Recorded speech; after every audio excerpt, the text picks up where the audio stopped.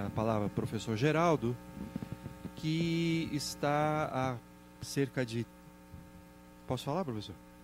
30 anos lidando com a temática psicologia e religião, não de qualquer forma, de modo acadêmico. Então, nós o convidamos exatamente dado esse lastro de reflexão e também de produção e de preparação de pesquisadores para essa área, dentre os quais eu me incluo. Fui orientando o professor Geraldo e hoje divido com ele a cadeira de Psicologia da Religião, que ele inaugurou há coisa de 25 anos. Portanto, para mim é uma honra estar ao lado dele, apresentá-lo e novamente ouvi-lo. Professor Geraldo.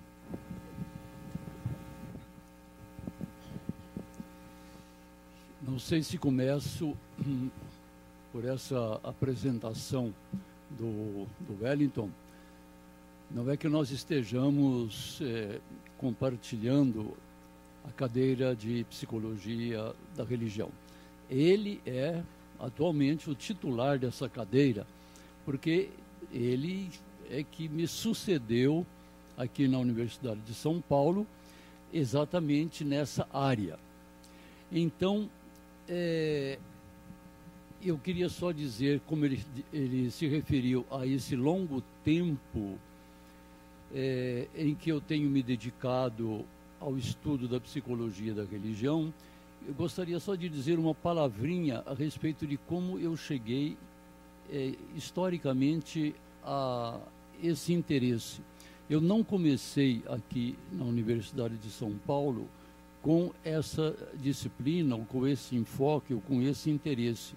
Meu interesse aqui foi baseado nos escritos de um psicólogo austríaco, Fritz Heider, que se dedicou praticamente a vida toda ao estudo da psicologia da vida cotidiana, a psicologia do homem comum, a psicologia das pessoas que não são psicólogas, ou até dos psicólogos quando não estão lembrados muito disso. Não é?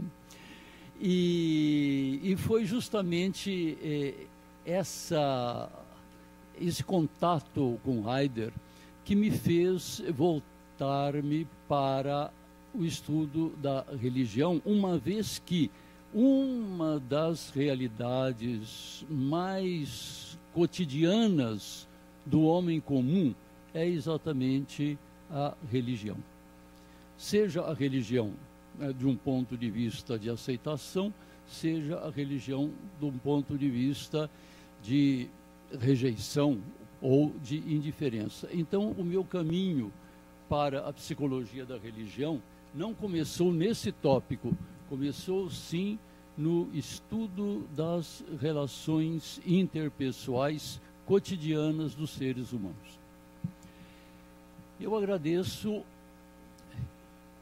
Dá para ouvir direitinho? Tá. Eu agradeço, então, o convite do CRP que me foi transmitido pelo professor Wellington e, sinceramente, não podia imaginar uma organização tão bem feita, uma participação tão intensa por parte tanto dos coordenadores do CRP como dos psicólogos aqui presentes. O tema que eu vou desenvolver não corresponde exatissimamente ao título desse segundo simpósio, mas se alguém tem culpa nisso é o professor Wellington, porque quando ele me convidou informalmente, aliás, nem foi um convite, foi, digamos, uma alusão a um convite que viria depois, ele introduziu no texto, no tópico a ser tratado, a palavra laicidade. Então, eu organizei essa palestra a partir daquela primeira informação, isto é, laicidade, psicologia, religião e psicologia, direitos humanos. Então, eu tenho a impressão que um tanto da minha palestra ficará supervalorizado, por assim dizer. Eu darei bastante tempo ao tópico da laicidade, com isso correndo o risco exatamente quase que de chover no molhado, né? Porque foi já um assunto do primeiro simpósio.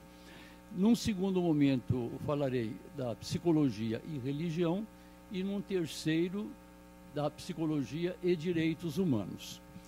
Eu tenho a impressão de que, apesar de o termo laicidade não figurar no título deste segundo simpósio, não estarei fugindo demais ao interesse geral desses simpósios, porque justamente o primeiro começou com essa base. Então, né, apesar de poder estar aqui repetindo alguma coisa, e sempre é bom para a gente lembrar, né, a repetição faz parte do fortalecimento da memória, né?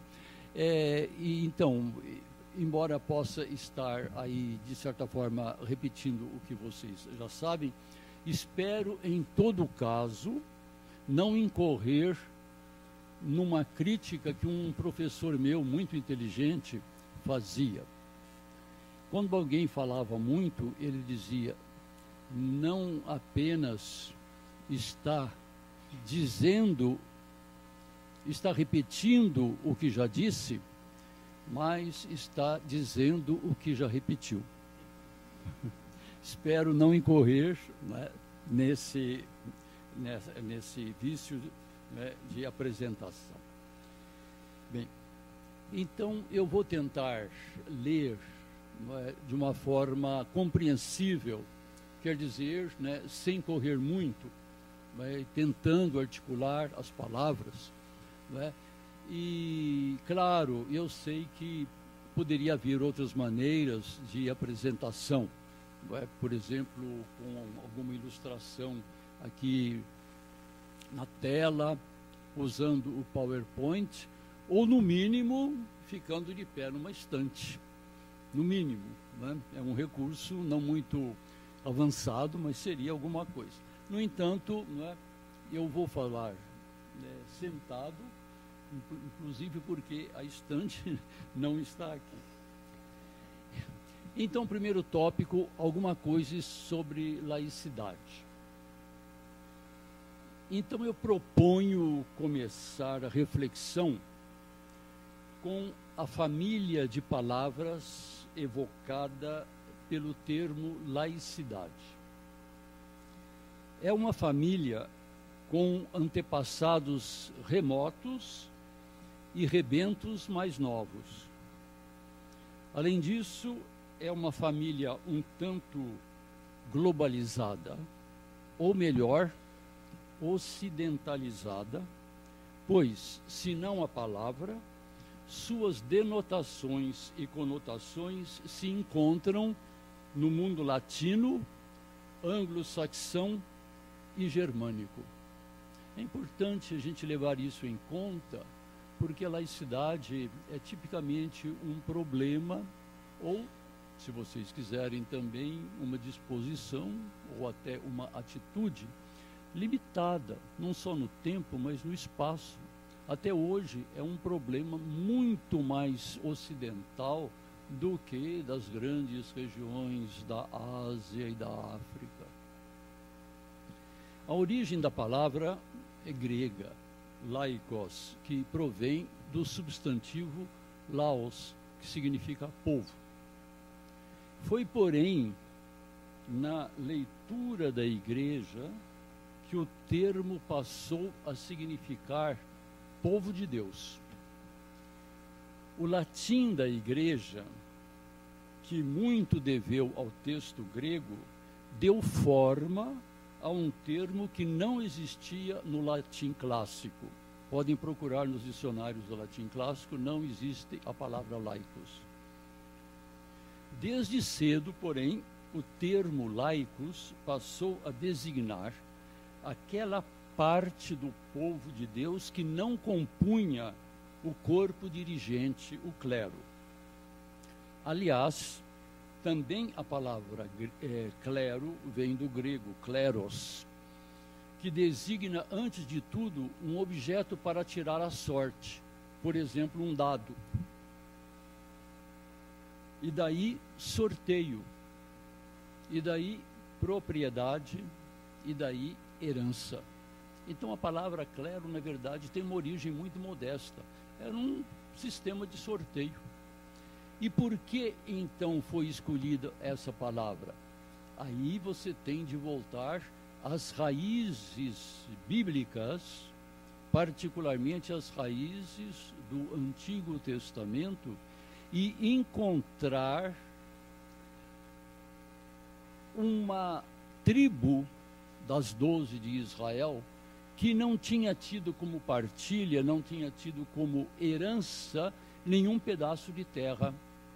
Era a tribo de Levi. Da tribo de Levi se dizia que sua herança era o Senhor. Vejam então o que é a origem dessas palavras. A gente pode dizer que a origem das palavras não indica muita coisa. Eu digo que, de certa forma, não indica mesmo tudo. E as palavras podem adquirir uma independência tal que mesmo as pessoas que usam frequentemente essas palavras não se dão conta de suas raízes e de um certo significado que, consciente ou inconscientemente, vem sendo carregado por essas palavras. Isso eu digo no sentido de que muita da discussão da laicidade só se dá realmente num contexto não laico. Se dá exatamente num contexto religioso, e num contexto religioso histórico, não em qualquer contexto religioso. Acompanhamos então as vicissitudes do laicos em relação ao cleros nas línguas latinas, particularmente no francês e no português. Foram, digamos, as origens que eu pude estudar. O dicionário Petit Robert, ele é apenas um resumo do Grand Robert, né, que são uns 20 volumes, informa que o termo francês laïque está atestado no século XIII, não antes, no século XIII, mas foi pouco empregado até o século XVI. Então vocês veem, né, já pelo uso do termo, né, as condições históricas. A palavra laicisme, que nós traduzimos por laicismo ou laicidade, data de 1842, bastante recente. Laicization e laicizé, da década de 1870. Laicité, que é a laicidade, de 1887. Um termo mais recente, mas de uso eclesiástico, é laicá, que data de 1965.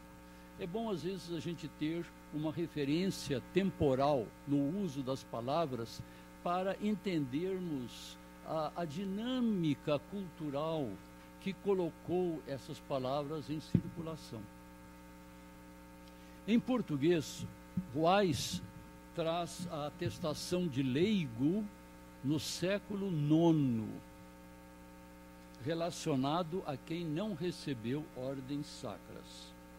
Laico é atestado a partir do final do século XIX, em 1899. Laicismo e laicização aparecem no século XX. Laicizar apenas em 1958. E Ruais não registra a data para laicidade. Em outras línguas, esses termos encontram paralelos nos vocábulos de uso mais frequente relacionados a mundo ou a século.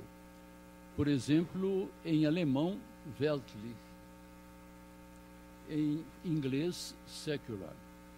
Se você procura alguma coisa de laicidade em inglês, você não procure com o termo leite ou qualquer coisa, tem que procurar com secular, secularism. e coisas assim. Essas coisas são importantes porque, por exemplo, quando você lê hoje certos pensadores, filósofos, sociólogos alemães, sobretudo Habermas, vocês vão encontrar uma atitude interessante que talvez possa caber aqui também, né, na nossa discussão. Ele fala de uma sociedade pós-secular. Como entender essa pós-secular? É claro que aí, bom, evidentemente que ele fala isto quando escreve em inglês ou quando as suas obras são traduzidas em inglês, porque em alemão não fala da mesma forma. Mas o que sugere esse uso do termo pós-secular? É um avanço na discussão, ao menos em certas regiões do planeta ocidental, de toda a discussão da laicidade. Talvez a gente volte a esse assunto se interessar.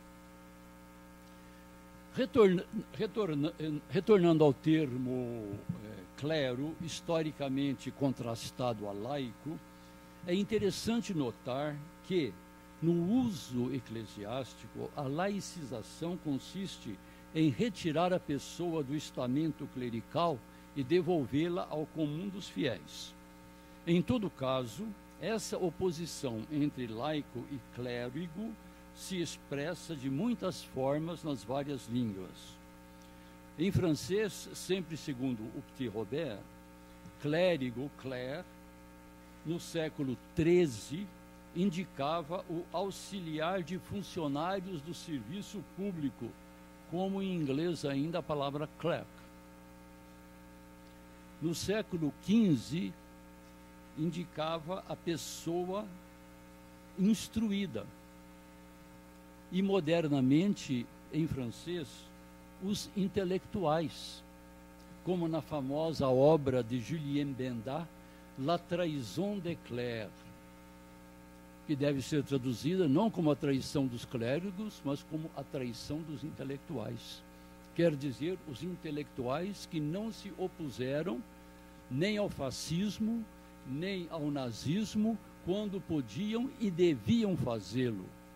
Benda entende isto como uma traição dos intelectuais. E o seu famoso livro chama-se La Trahison des Clercs. Seria literalmente a traição dos clérigos, mas é a traição dos intelectuais, que é o sentido contemporâneo do francês.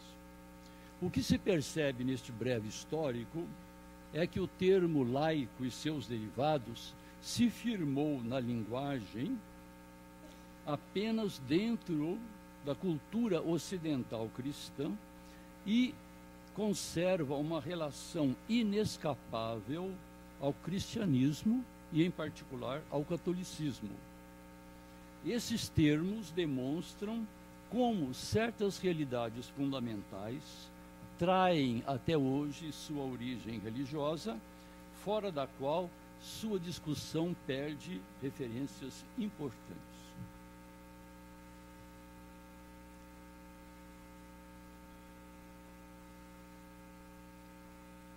É o gesto menos elegante de alguém que está fazendo uma palestra. Na história mais recente, a família da laicidade foi constituída na França, na esteira do iluminismo e do anticlericalismo. O iluminismo reivindicava o primado absoluto da razão, e o anticlericalismo se fundamentava no excessivo domínio que a Igreja exercia na esfera política e daí no âmbito da educação e da cultura. Esse domínio, em grande parte, se fundamentava na estruturação da Igreja, que desde a Idade Média até os primeiros anos do Renascimento era, no Ocidente, a única instituição transnacional, organizada regionalmente, mas centralizada em Roma, dotada de sistema jurídico detentora do conhecimento universitário e legitimadora da autoridade dos príncipes. É claro que essas características, possuídas por seres humanos, levaram a excessos de intervenção no campo político, intelectual, moral, artístico e outros. Deve-se dizer que a organização da sociedade se pautava não só pelos chamados dogmas religiosos, mas também pelos usos e costumes que se foram consolidando em decorrência da vivência religiosa da população, tanto rural como urbana. A transição desse estado de coisas para a moderna laicidade se operou aos poucos, desde Voltaire, Diderot e D'Alembert, e alguns dizem até que desde Descartes, passando pelos chamados déspotas esclarecidos, por eles influenciados, até o Ministério Combes, que em 1905 colocou na Constituição francesa o princípio da separação entre Estado e Igreja, com repercussão imediata na educação. Esse princípio foi denominado laicidade e define-se como princípio de separação da sociedade civil e da sociedade religiosa, não exercendo o Estado nenhum poder religioso, nem as igrejas nenhum poder político. É a definição do Petit Robert. Note-se que a lei da separação tinha como objetivo a reconciliação nacional dos franceses, uma vez que a França estava, e até certo ponto ficou, dividida entre o anticlericalismo iluminista dos intelectuais e a adesão à religião da população. O Brasil, sob forte influência da cultura francesa no meio letrado e no meio militar, acompanhou desde 1890, logo após a proclamação da República, o princípio da laicidade, vedando ao Estado privilegiar qualquer forma de religião e garantindo a liberdade de crença e de culto.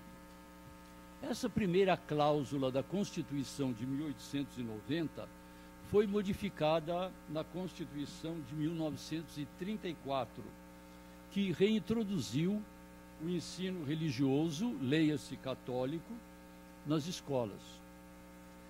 Essas vicissitudes constitucionais fazem duvidar da alegação de cláusula pétrea atribuída à laicidade do Estado. A qualidade de cláusula pétrea vige enquanto vige a Constituição e não pode ser alterada por um projeto de emenda constitucional. Mudada a Constituição com nova Assembleia Constituinte, pode-se mudar o que era a cláusula pétrea. Na palavra de Johannes Zilberstein, que fez uma tese na Faculdade de Direito da USP exatamente sobre a laicidade no Brasil, a Constituição Federal de 1988 não declara expressamente que o Brasil é laico, mas traz de forma consolidada todos os elementos que formam esse entendimento. O Estado democrático, como garantidor da igualdade e da liberdade, inclusive religiosa, de todos os cidadãos, a separação institucional entre o Estado e as religiões. A invasão do Estado pela Igreja, que levou ao princípio da laicidade, conheceu também o seu contrário, isto é, a invasão da Igreja pelo Estado. Uma forma conhecida entre nós foi o direito de padroado dos reis portugueses. Na Áustria, o chamado josefinismo do imperador José II fixava o número de seminários e de seminaristas, cerceava a comunicação dos bispos entre si e com Roma, controlava os mosteiros, aplicando medidas semelhantes à Igreja Protestante. Ainda na Áustria, o imperador Francisco José I usou o direito de veto na eleição do Papa Pio X, em 1903. Era para ser eleito um outro cardeal e o imperador vetou. De onde vocês veem a mistura que havia entre igreja e Estado. Não era só a igreja que se miscuía no Estado, mas o Estado que se miscuía na igreja. O passaporte dos emigrantes, isto eu vi pessoalmente, trazia referência à Sua Majestade Imperial, Real e Apostólica. Essa era a autoridade do imperador da Áustria. E em pleno século XXI, o Estado francês, via Ministério dos Cultos, tenta reformar a organização do Islã da França, para torná-lo mais compatível com as regras republicanas. Um caso também contemporâneo é o da China, que determina toda a organização da Igreja Católica Patriótica. Uma derivação do princípio da laicidade é sua extensão da esfera política para a esfera cultural e da esfera pública para a esfera privada. Essa extensão é tema de debates entre diversos atores da sociedade francesa, de políticos a cientistas sociais e educadores. Chega-se a dizer que laicidade é menos um conteúdo do que um método de lidar com as várias situações concretas da vida social. Segundo Oliver Roy, estudioso do islamismo no contexto da laicidade, citado em alentado estudo por Amorim Carvalho em 2013, a laïcité não é nem um estado de mente, nem uma filosofia ou mesmo um princípio, mas um corpo de leis que deriva sua validade, é claro, da vontade de uma legislatura. Assim, para ficar na França, o véu islâmico é proibido no ensino fundamental, mas é permitido no ensino superior. O presidente da França ainda é cônego honorário do cabido da Basílica de Latrão, em Roma. Sarkozy foi realmente a Roma para ser investido dessa dignidade, não faz tanto tempo. Na Alsácia-Mosela, que é uma região da França, é o presidente da República que ainda hoje nomeia os bispos de Estrasburgo e Metz. E o presidente da Federação Protestante da Confissão de Augsburgo. Vejam como está tudo ainda misturado. Celebra-se missa na França por ocasião da retomada dos trabalhos legislativos e pelo reinício anual de várias atividades civis. E fala-se ainda dos 10 mandamentos do político. Vejam vocês como essas questões são realmente muito dinâmicas, né? Elas não estão assim congeladas numa definição com uma imediata aplicação. Depende muito da época, do local, depende, digamos, né, das questões que são tratadas numa sociedade e assim por diante. Reconhece-se que a laicidade assume modos diferentes e graus diferentes nos vários estados. Fala-se, por isso, de estados laicos, não laicos e ambíguos. Exemplo por excelência de estado laico seria a França.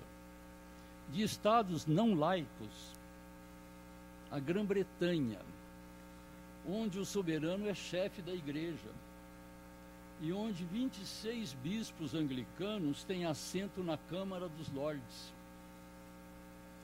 de estados ambiguamente laicos, a Alemanha e os Estados Unidos. A gente não sabe direito caracterizar, né, essas distinções, mas, grosso modo, poderíamos dizer assim. O que certamente condiciona o tipo de laicidade de um Estado é, de um lado, o entendimento do que seja democracia moderna e, de outro, a composição da sociedade de que o Estado é órgão subsidiário. A sociedade se faz representada pelo Estado e lhe confere o poder, e não o contrário. Meu Deus! Por isso, a sociedade tem o direito de se fazer ouvir. O sociólogo José Casanova tem estudado o que denomina publicização da religião, com estudos empíricos das tradições católica e protestante na Espanha, na Polônia, no Brasil e nos Estados Unidos, mostrando como a religião tem voltado à cena pública como ator institucional. A laicidade do Estado é, sem dúvida, sensível a essa publicização das religiões. Discutindo a educação religiosa nas escolas, tive a oportunidade, anos atrás, de refletir sobre as condições psicológicas do ensino religioso numa sociedade religiosamente plural como a brasileira. Defendi o ensino propriamente religioso, e não o ensino da história das religiões ou o ensino da moral, sob a responsabilidade de mestres que professem a religião que ensinam como expressão de um Estado democrático, que não só respeita, como promove as diferenças de seus cidadãos.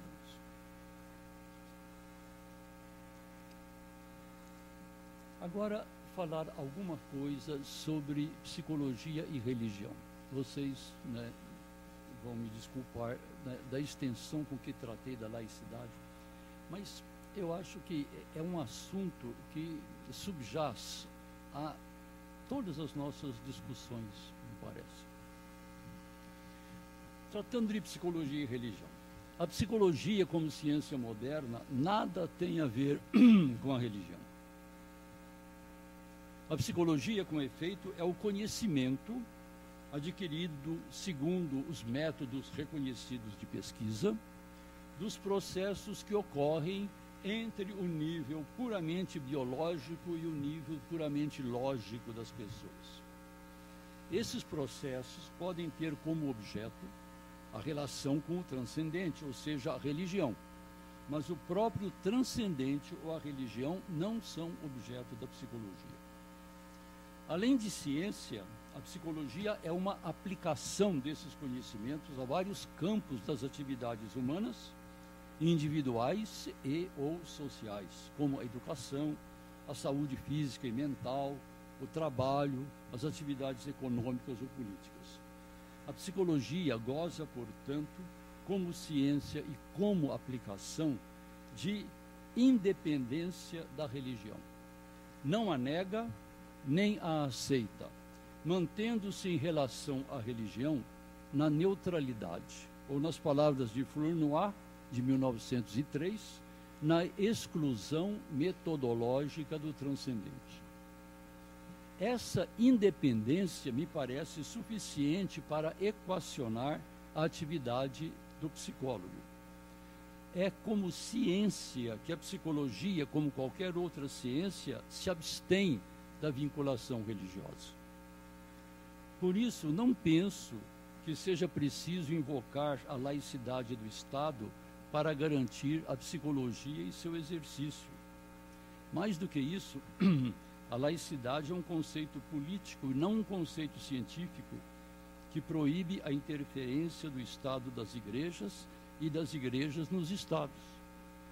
Uma psicologia, entre aspas, religiosa, ditada por alguma igreja, não seria uma psicologia científica, pois as igrejas não gozam de autoridade científica.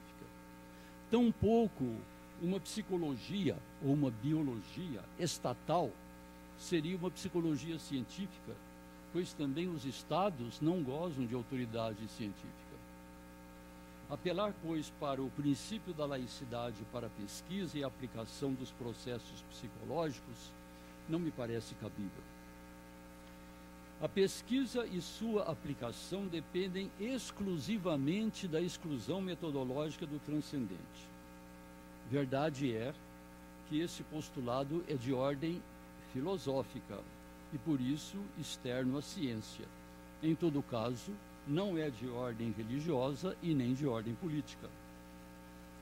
Porém, os psicólogos, tanto na ciência como no exercício da profissão, são pessoas humanas que, por várias razões, podem ter ou não ter religião, ou ter esta e não aquela.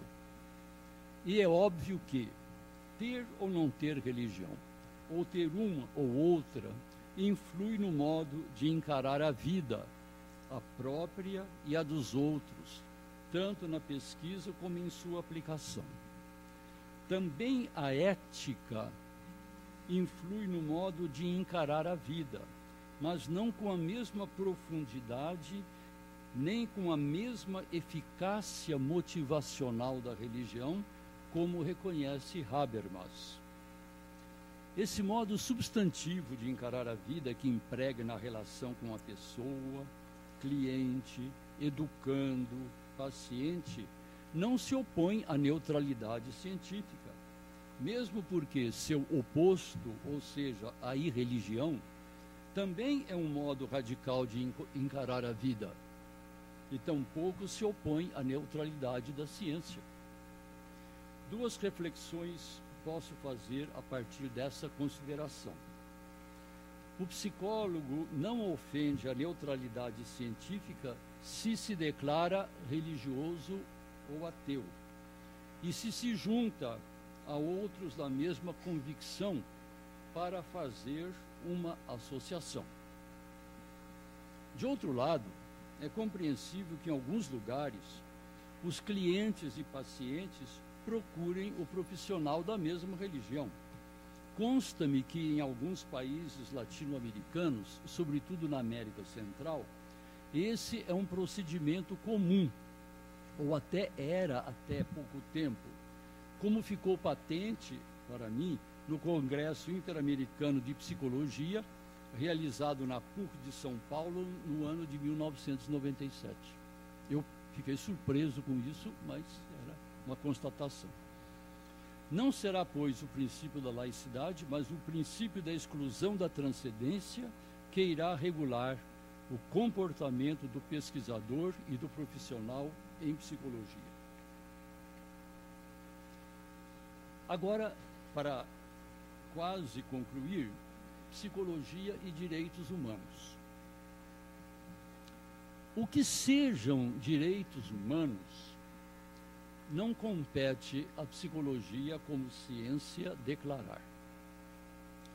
Tais direitos, com efeito, resultaram de um longo processo de maturação humana e passaram pelo senso comum, pela filosofia e, não por último, pelas religiões, com destaque no Ocidente do cristianismo.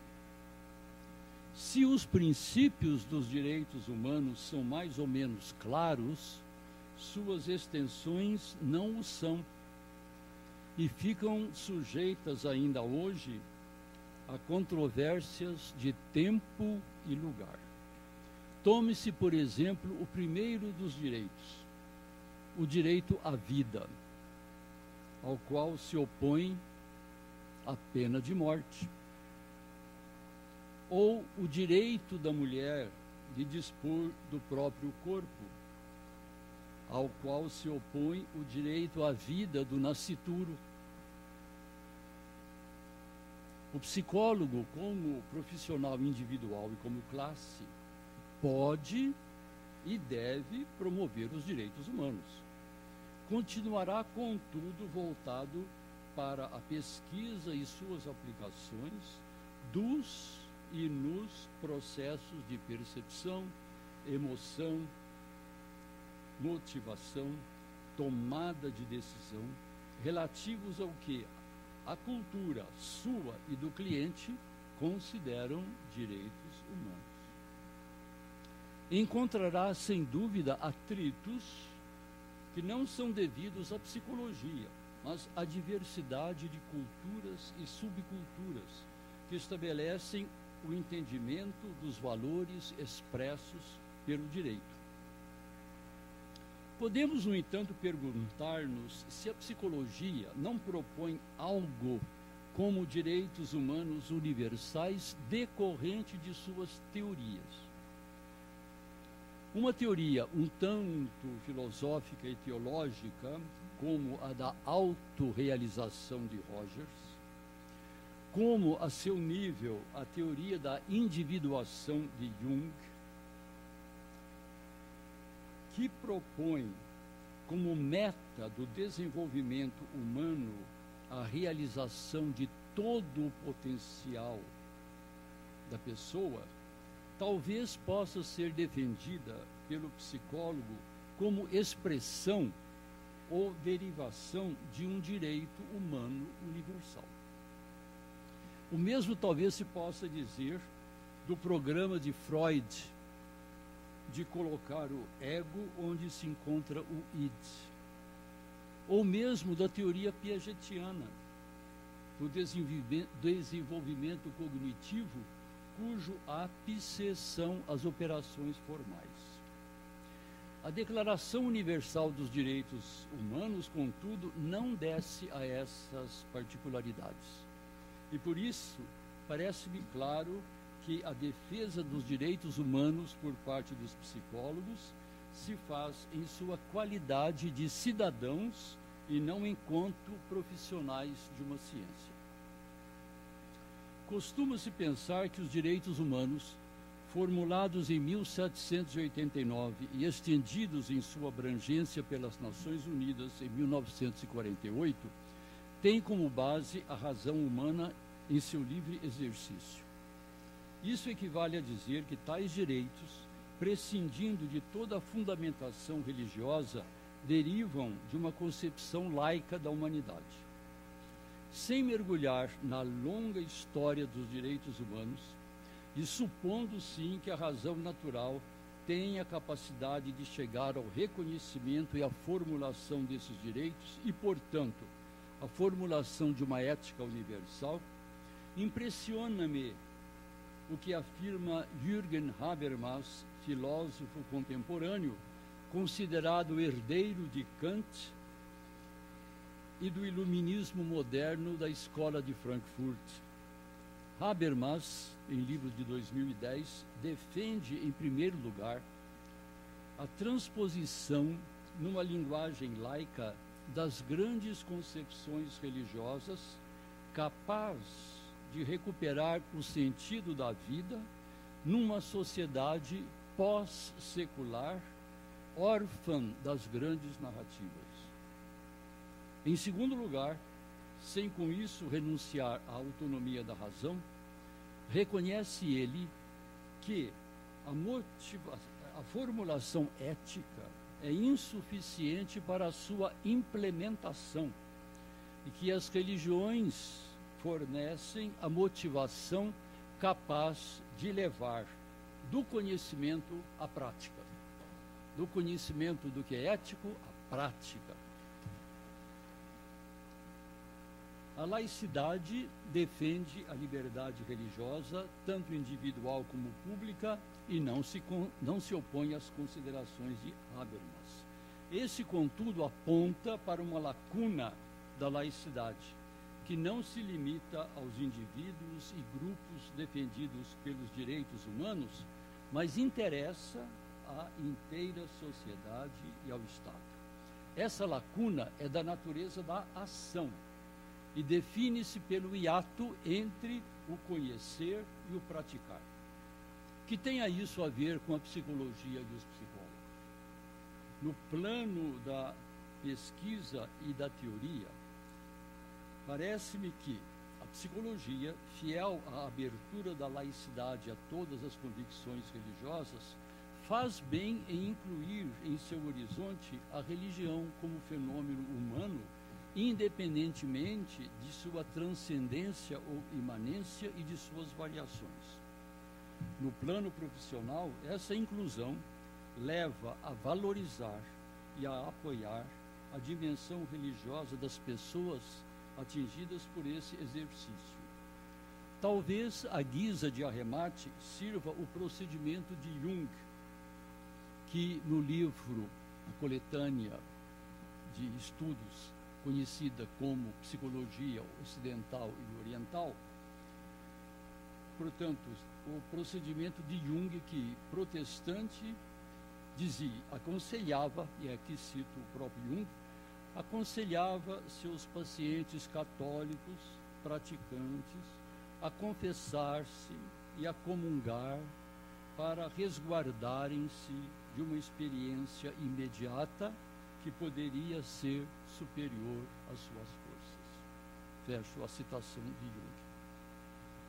E concluindo, ficando exatamente dentro do tempo permitido, a psicologia não transforma o psicólogo num ser à parte. Ele continua com suas referências estéticas, religiosas, lúdicas, políticas e muitas outras, compartilhadas com diversos grupos sociais. Essas referências não são absorvidas pela especialidade na qual é formado, embora possam receber dela percepções, sensibilidades e disposições diferenciadas. No caso da laicidade, da religião e dos direitos humanos, não é a psicologia enquanto ciência e profissão que vai determinar sua opção pessoal e seu envolvimento social, mas sua história de vida que entrelaça características pessoais e influências grupais numa determinada situação histórica de tempo e lugar. Isso não quer dizer, contudo, que a atitude do psicólogo em relação a esses temas será indiferenciada. Ao contrário, a formação científica e profissional terá desenvolvido nele um acendrado amor pelo humano, pelo bem-estar da pessoa, pelo apreço do diferente, pelos laços sociais. Desse conjunto de ciência, profissão e história de vida, resultará a posição que o psicólogo tomará frente à laicidade, à religião e aos direitos humanos. Obrigado pela paciente atenção.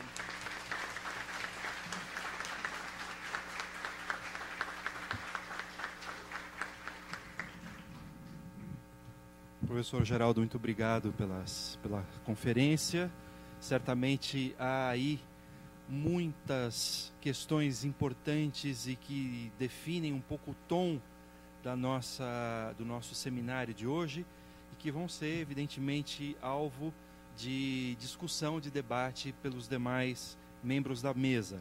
Antes de passar a palavra para eles, algumas informações. Primeiro, vocês sabem que este evento está sendo, na parte da manhã, transmitido via internet. Então eu faço um convite aos internautas que estão aí nos assistindo que façam perguntas. Então vocês podem enviar as questões, haverá um momento depois do coffee break que sucede essa mesa para o debate com o público, e essas questões serão, na medida do possível, discutidas.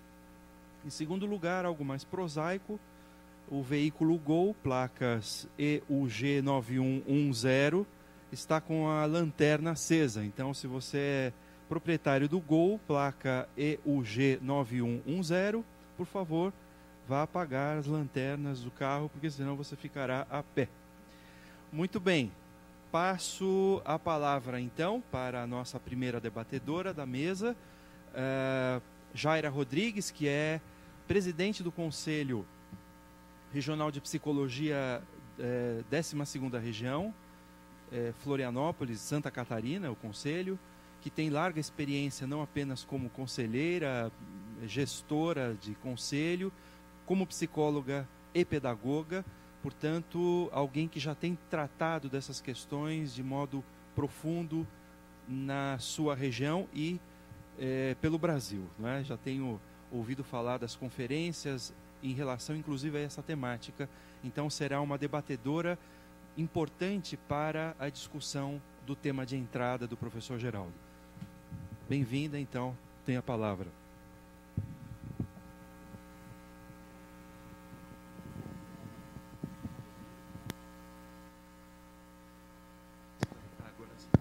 Agora sim? Agora sim. Gostaria de cumprimentar meus colegas da mesa. Estava olhando aqui, só eu menina, no meio dos meninos, né? E aí, muitas meninas presentes aí na plateia também, né? E as pessoas que nos assistem pela internet. Gostaria de agradecer, em nome do 8º plenário do Conselho Regional de Psicologia de Santa Catarina, o convite do CRP São Paulo para participar deste debate, né, com o professor Geraldo José Paiva, um acadêmico de larga experiência dentro dessa temática que é tão cara para a psicologia, que é a laicidade, psicologia, direitos humanos e religião. Gostaria ainda de parabenizar essa iniciativa do CRP São Paulo pela organização desse ciclo de debates envolvendo a interface da psicologia, laicidade e espiritualidade. Uma vez que tanto a psicologia quanto a religião, elas transitam num campo comum, que é o da produção de subjetividades, né? E a gente entende que sim, né? São dois espaços aí que transitam pela produção de subjetividades. E esse conjunto, né, esse ciclo de debates, ele vai possibilitar aprofundar o debate e estar criando reflexões e referências para a atuação do psicólogo. Gostaria de dizer que essa estreita relação, né, entre psicologia, religião, espiritualidade, ela tem gerado demandas para os sistemas conselhos. E essas demandas, elas decorrem da nossa função primeira, que é de normatizar, orientar e fiscalizar o exercício profissional. Um fato que tensiona os conselhos a produzir debates, a produzir conhecimento, a criar referências no campo para melhor cumprir com a nossa tarefa, né? É comum, né, no âmbito dos conselhos, dos julgamentos éticos, nos depararmos com questões onde a espiritualidade, a religiosidade estão envolvidas, né? E aí precisamos ter esse conhecimento, essas referências construídas. Então, assim, esse projeto, né, que inicia com esse ciclo de debates e objetiva, num segundo momento, a construção de uma nota técnica, né, ele vai nortear, né, bastante esse nosso fazer enquanto sistema conselhos. A gente acha bastante importante isso. A fala do professor Geraldo nos provoca a pensar muito sobre o campo da laicidade, ela sendo tratada aí, historicamente, né, e bem como na sua relação da psicologia com os direitos humanos. E aí, da sua fala, professor Geraldo, eu destaco algumas questões que foram me chamando a atenção. Primeiro, que a religião ela é mais ampla que a laicidade, né? Então, a gente vê, por todo o histórico que o professor Geraldo constrói, né, de que a religião ela existe desde sempre e ela vem aí fundamentando ideologias, fundamentando culturas, né, todo um jeito de ser de uma sociedade, né? Já a laicidade, né, é um termo que existe há um certo tempo, mas que nunca muito trabalhado, né? E que é um termo muito contemporâneo, né? Com maior debate, com maior discussão, muito na contemporaneidade, especialmente na América Latina, por conta da nossa origem religiosa com uma estreita relação com o cristianismo e catolicismo. E aí a gente pode estar pensando aqui no Brasil, na cultura do Brasil.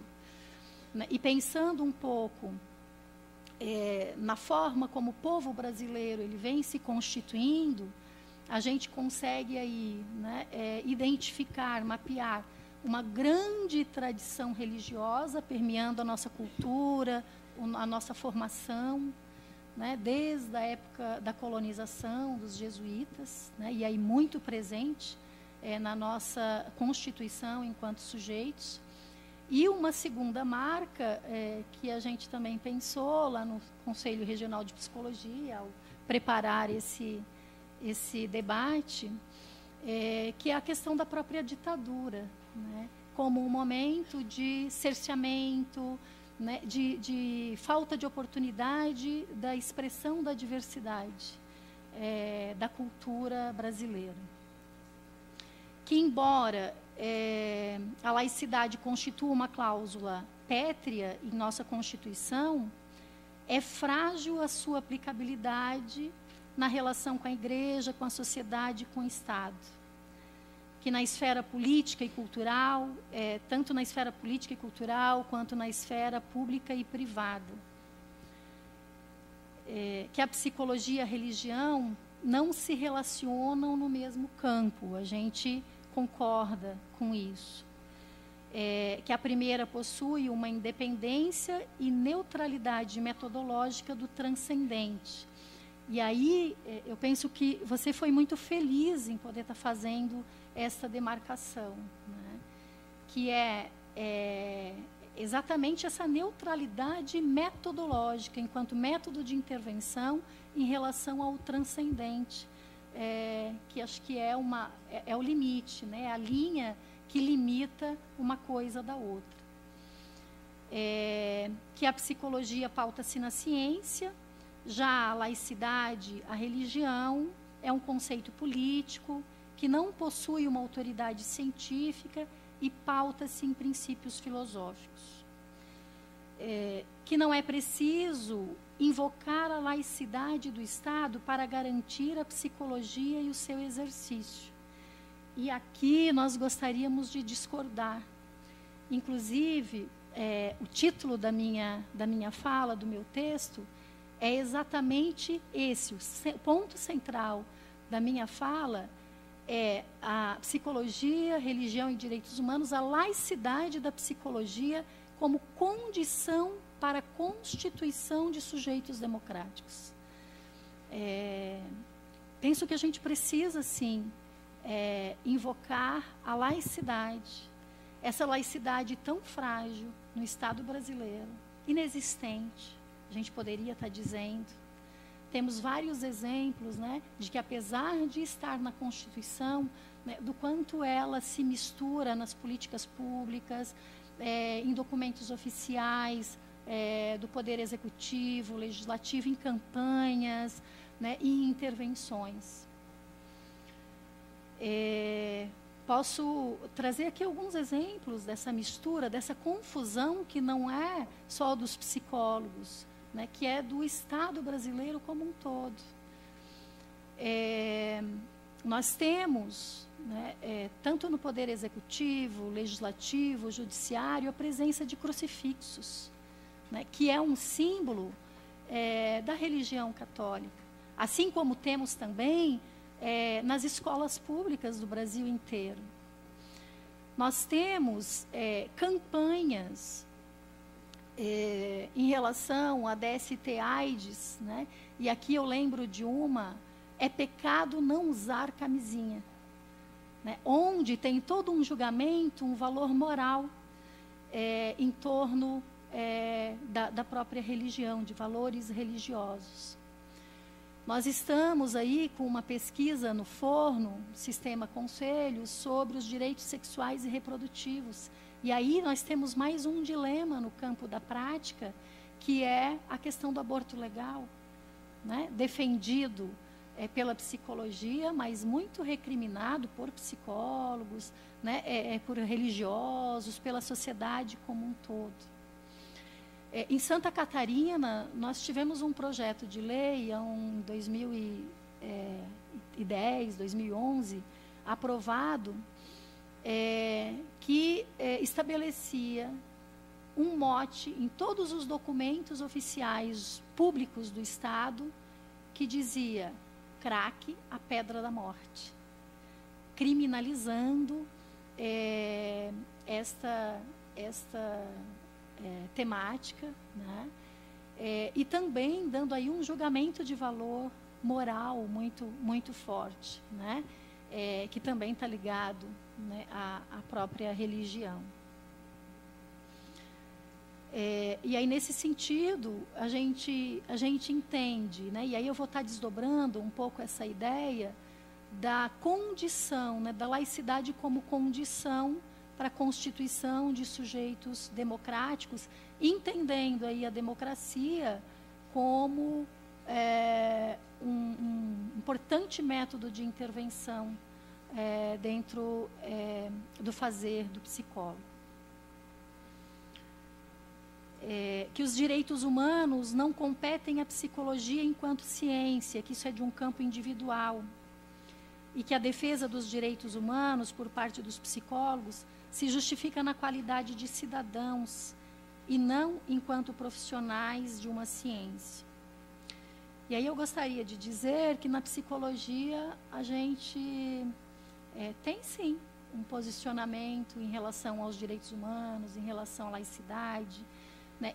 Que apesar de termos enquanto método de intervenção a ciência, nós temos sim posicionamentos políticos, nós temos aí um compromisso social da psicologia, né? Um projeto para a profissão que envolve um compromisso social da psicologia, e que consegue estar fazendo aí uma reflexão crítica de todas essas questões que estão aí na sociedade e que, enquanto sistema conselho somos, e profissionais da psicologia, somos evocados a nos posicionar. E a gente tem posicionamentos que são nacionais, né, que são da profissão e da psicologia brasileira. Que a psicologia não transforma o psicólogo num ser à parte, que enquanto pessoa ele é influenciado por suas referências estéticas, religiosas, políticas e culturais. Com certeza, né?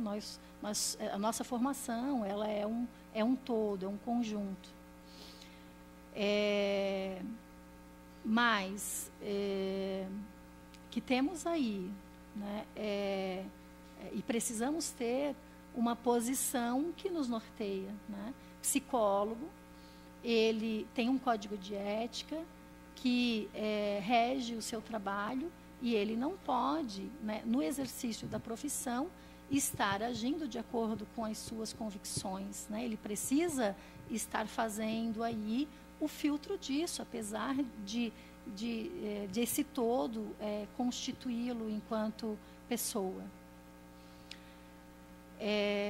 E aí, na nossa reflexão, né, a reflexão do Conselho Regional de Psicologia, pensando aí todo esse conjunto de reflexões do professor, pensamos o seguinte, né, pensando nessa ideia aí principal da laicidade, que os ideários religiosos de base cristã, de fato, estão muito presentes aí na nossa cultura, né? Isso é inegável, presentes nas 3 esferas dos governos, nas políticas públicas, presentes no nosso fazer, tendo em vista aí os exemplos que eu já citei. Que essa constatação ela tem muito a ver com a psicologia, né? E que é necessário nos posicionarmos politicamente e eticamente frente a essas questões, né? E frente às questões na defesa dos direitos, né? e da democracia, do compromisso social da psicologia. Que o próprio Código de Ética, no seu artigo 3º, ele diz: o psicólogo, para ingressar, associar-se ou permanecer em uma organização, considerará a missão, a filosofia, as políticas, as normas, as práticas nelas vigentes e a sua compatibilidade com os princípios e regras desse código. E no parágrafo único, diz, inexistindo incompatibilidade, cabe ao psicólogo recusar-se a prestar serviço e, se for pertinente, apresentar uma denúncia do órgão competente. Né? É importante destacar isso porque psicólogo, né? E aí o nosso código de ética, ele é um código de ética que faz toda uma reflexão crítica da moral vigente e que a gente tem ali um posicionamento claro, né, sobre que atitude tomar. Né? A gente tem princípios a defender e a zelar, e esse posicionamento, ele inclusive é exigido, né? Ele não só se faz necessário, mas ele é exigido de todo profissional. Em relação à laicidade, temos a posição de que não firmamos oposição entre ciência e religiosidade, que a psicologia, enquanto ciência e profissão, reconhece o que é sagrado, a fé, e que a fé estão presentes na cultura e que participam da constituição e da dimensão subjetiva de cada um de nós. Consideramos o respeito às diferenças e às liberdades de expressão de todas as formas de religiosidade, conforme garantidas na Constituição. E a evocação da laicidade, né, nesse sentido democrático, ele se dá exatamente nisso. O mais democrático é não pender para religião nenhuma, uma vez que a gente quer incluir todas. Porém, o exercício profissional, mediante declarações de crenças religiosas e a imposição do seu público, configura-se um desrespeito ao direito constitucional de liberdade, de consciência e de crença. E aí nós temos um dilema muito grande na psicologia, no âmbito das comunidades terapêuticas, por exemplo, né, onde o principal instrumento de intervenção é a enxada, a Bíblia e a oração. Não só para os usuários, né, como também para os seus familiares, com encontros mensais, né, onde a tônica principal ela é religiosa, né, ou evangélica em algumas, ou católica em outras, né, e na grande maioria das comunidades terapêuticas existentes no Brasil, inclusive subsidiadas pelo Estado agora. Né. É consonante a esse direcionamento o Código de Ética e seus princípios fundamentais, a indicação do respeito à liberdade e a eliminação de quaisquer formas de discriminação. No artigo 2º, veda ao psicólogo a indução de convicções religiosas, filosóficas, morais, ideológicas e de orientação sexual. É imperativo para a prática psicológica a garantia e o respeito às diferenças, aos direitos humanos e a afirmação dos princípios democráticos e constitucionais de um Estado laico. Nesta direção, recorremos a Galdino. Galdino é uma jurista de Santa Catarina que escreveu um livro chamado Estado Sem Deus, exatamente denunciando o quanto a gente não cumpre esse direito constitucional à laicidade. É dela essa ideia de que a laicidade é promotora de democracia. É fundamental que no Estado caibam as pessoas e as suas diferenças, todas contribuindo para o seu pertencimento àquele Estado e que este seja encaminhador do interesse geral do conjunto de sujeitos desta sociedade.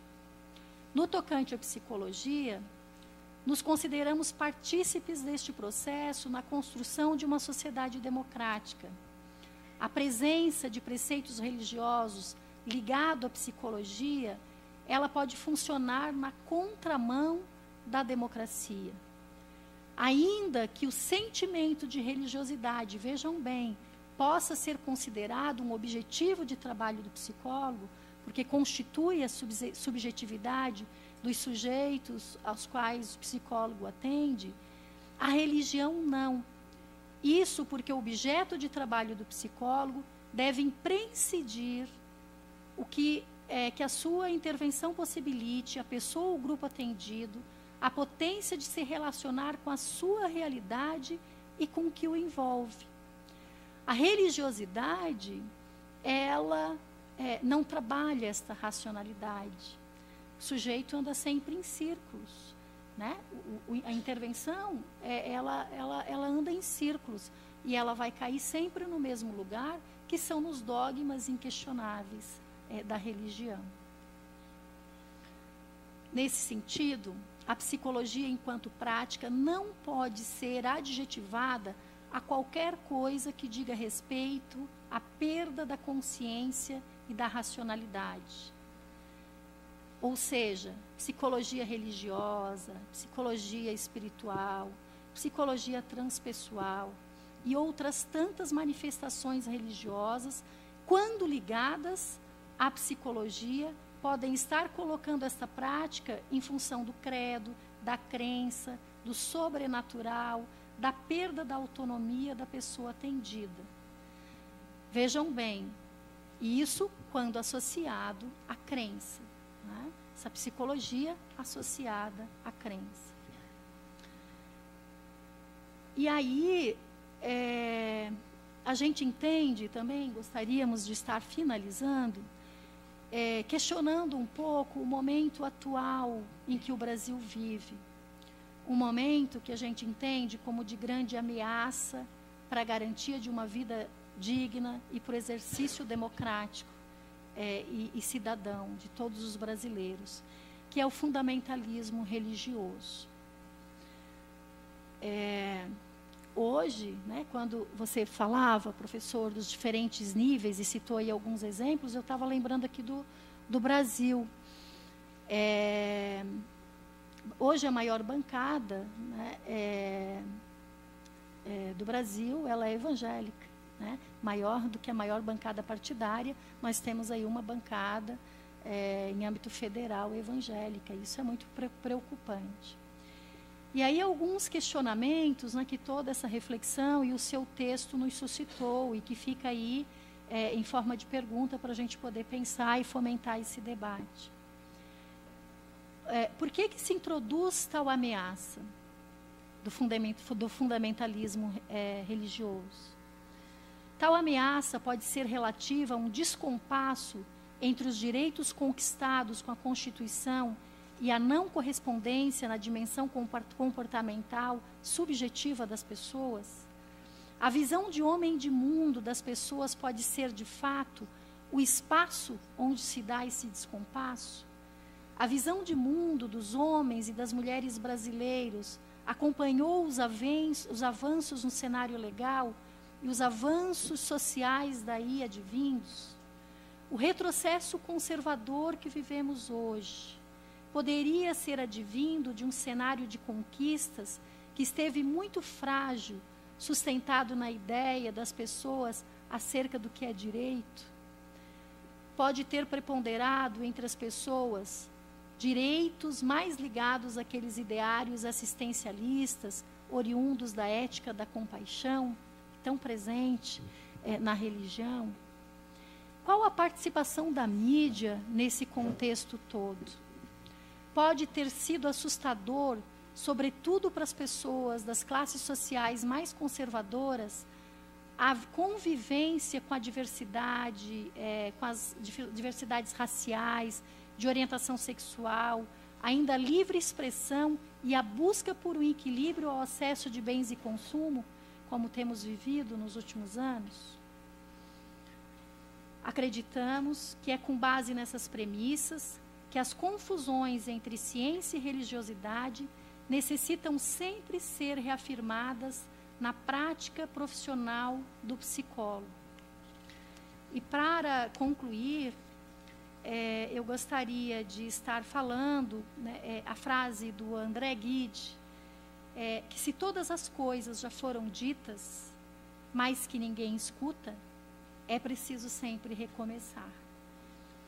E eu penso que esse debate, né, assim, embora ainda muito incipiente na psicologia, ele já é um discurso que vem vindo, né, em outros campos.